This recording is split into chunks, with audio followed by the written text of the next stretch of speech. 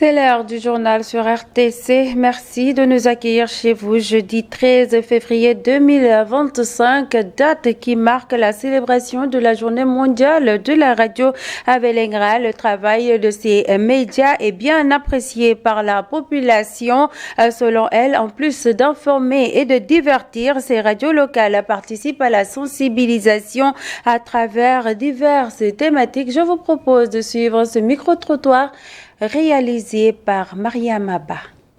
Je suis amoureux de la radio parce qu'il faut être avec le quotidien, les infos à travers de la radio. Je préfère même la radio que la télé. Donc plus les animations, plus les journées culturelles qu'on est en train de présenter. Surtout, il y a une émission que vous présentez vous-même. J'écoute cette émission souvent.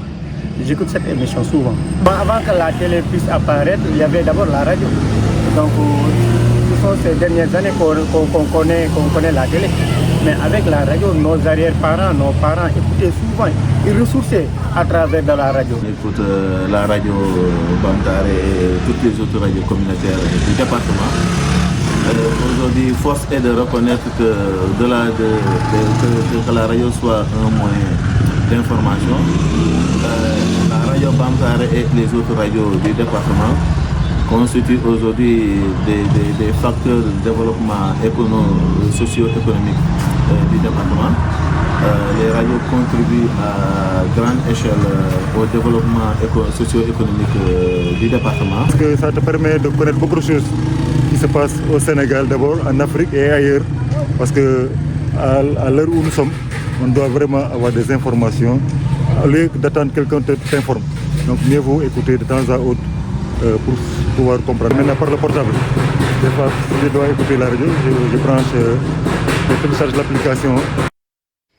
Dans l'actualité également, les tracasseries liées à l'état civil sont devenues monnaie courante pour les habitants de Tivaouane, d'où la nécessité pour les autorités d'aider les citoyens à se procurer ces documents. À cet effet, la municipalité de Tivaouane a organisé des audiences foraines en collaboration avec les autorités judiciaires de cette localité. Chérif Abdelaziz Touré nous fait le point. Une audience foraine a été organisée par la mairie de Tivaouane ce lundi 10 février pour permettre aux citoyens de disposer des documents d'état civil. Pour la mairie, cet événement revêt une grande importance pour les Tivaouanois. L'audience foraine concerne les gens qui n'ont pas de papier de naissance, de mariage et même de décès. On s'est dit au niveau de la mairie, pourquoi ne pas aider les gens qui souffrent des problèmes administratifs? C'est ainsi que la mairie de Tivaouane et les autorités judiciaires, le procureur et les autres ont tenu à organiser cette audience foraine. On l'a relancée comme on l'avait fait en 2024 et tout le monde sait que l'incendie de 2012 a emporté beaucoup de documents de la mairie de Tivaouane. Ce citoyen venu de Kermagay magnifie l'organisation de cette audience foraine. Nous remercions le maire pour l'audience foraine qu'il a initiée, car c'est très important pour les populations. Beaucoup de Tivaouanois ont des problèmes de documents administratifs. Nous appelons tout le monde car c'est une occasion en or. Il n'est pas facile d'avoir des documents en temps normal. L'audience foraine est une bonne opportunité pour les Tivaouanois soucieux de se procurer un document d'état civil. C'est ce qui explique le nombre important de personnes présentes à cette occasion.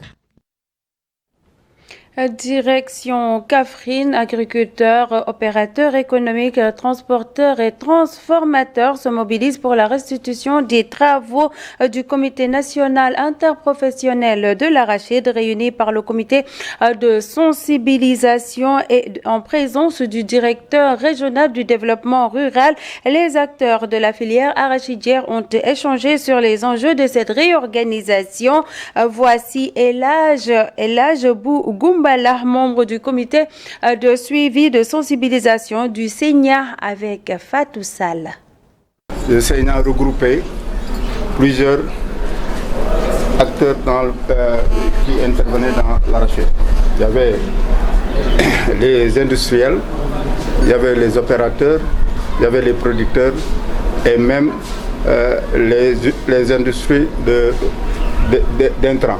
Et il y avait des organisations de paysans. Depuis lors, le Sénat a fait des pas et a beaucoup contribué sur le développement de cette filière. On a vu que le Sénat a des difficultés pour accompagner ses membres.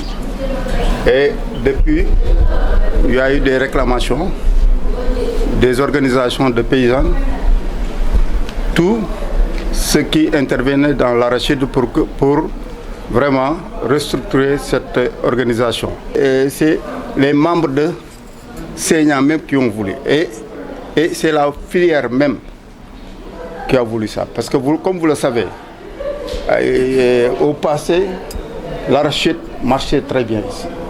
Et on avait une bonne production au niveau national. Comme il y a eu des difficultés et cette organisation, l'État doit avoir un seul interlocuteur. Et cause pour laquelle la Sénat ne remplissait plus les conditions, cause pour laquelle on voulait vraiment réorganiser cette organisation. Cap au sud du pays, Egiley, un village de la commune de Tengori dans le Yomekei, est soulagé grâce à la réhabilitation de sa case de santé réalisée avec l'aide de l'association SOS Casamance basée en Europe. La structure a été rénovée, équipée et dispose désormais de médicaments et d'un forage hydraulique. Lors de la réinauguration, les habitants ont été invités à prendre soin de cette infrastructure essentielle. C'est un compte rendu signé Diakaria Djedou. Détruit par un baobab tombé dessus, la case de santé de Egiley est réhabilitée par l'association SOS Casamance au grand bonheur des populations. C'est avec une immense joie et une grande fierté que nous rassemblons aujourd'hui pour l'inauguration de cette nouvelle case de santé. Les populations d'Egiley, résidents et ressortissants établis partout ailleurs, pour unir comme un seul homme, remercie vivement SOS Casamance pour son engagement et son dévouement à améliorer les conditions de vie des habitants du village d'Egiley. Le parrain de l'infrastructure est feu docteur Malan Koli, fils de Egiley. Représenté par sa famille, elle se dit déterminée à œuvrer pour l'accompagnement de cette case de santé. Donc aujourd'hui, pour la famille du défunt, du docteur Malan Koli, c'est un grand sentiment de satisfaction pour que le village ait pensé à lui donner ce beau bijou comme parrain. Nous allons accompagner cette structure à travers ce don de médicaments qui a été fait par sa femme et ses enfants. Le partenaire SOS Casamance porte un grand espoir pour l'amélioration des soins de santé des populations d'Egiley. La population, leur niveau de vie sera meilleur, la qualité de vie, nous espérons bien, et que les femmes n'auront plus à se traîner sur les charrettes pour aller très loin pour accoucher. Elles ont maintenant tout ici. L'adjoint au sous-préfet de Tangori, venu présider la cérémonie, exhorte les populations d'Egiley à veiller sur l'infrastructure. Je lance un appel solennel à l'endroit de la population de s'approprier cette infrastructure. Cet ouvrage, de l'entretenir convenablement. L'État sera avec vous. Il va vous accompagner. Aujourd'hui, le village de Egiley et environ compte sur l'autorité pour la formation de l'agent de santé communautaire en charge de cette case de santé et l'obtention d'une ambulance pour faciliter les évacuations. En cette période de fraîcheur, l'encens connaît une forte demande. C'est une manière pour les femmes de lutter contre le froid tout en parfumant leur maison de senteurs envoûtantes. Au marché Zang de Pékin, les vendeurs se frottent les mains satisfaits. Les dames choisissent leur encens en fonction de leurs préférences. Justement, les voici dans ce reportage. Fraîcheur rime avec bonne odeur. Au marché Zang de Pékin, en cette période, de nombreuses femmes se présentent chez les vendeurs d'encens pour se procurer des senteurs envoûtantes. Les commerçants en profitent pour faire de bonnes affaires. Nos affaires marchent très bien. Les femmes mariées achètent. On fait de bonnes affaires. L'odeur des encensoirs embaume les maisons. À côté, un autre vendeur voit également son chiffre d'affaires grimper. La vente d'encens marche plus en cette période parce qu'il fait froid. Pendant l'été, les parfums de chambre sont les plus prisés. Ces dames ont leur préférence en matière d'encens. Nous préférons le goé du Waalo, le oud pendant le froid. Il n'y a rien de tel. Et pour s'en procurer, elle ne lésine pas sur les moyens. Chaque mois, j'achète entre 10 000 et 20 000 francs. Une vraie femme mariée doit allumer de l'encens chaque après-midi pour accueillir son mari. La vente d'encens connaît un véritable succès en ce moment. Et nombreuses sont les femmes qui en achètent pour embaumer leurs chambres et salons d'un parfum agréable, tout en atténuant la fraîcheur ambiante.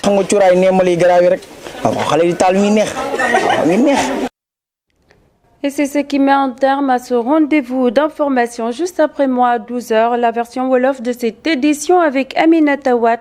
Mesdames et messieurs, merci de nous avoir suivis. N'oubliez pas, l'information continue sur www.uracsénégal.sn. Au revoir.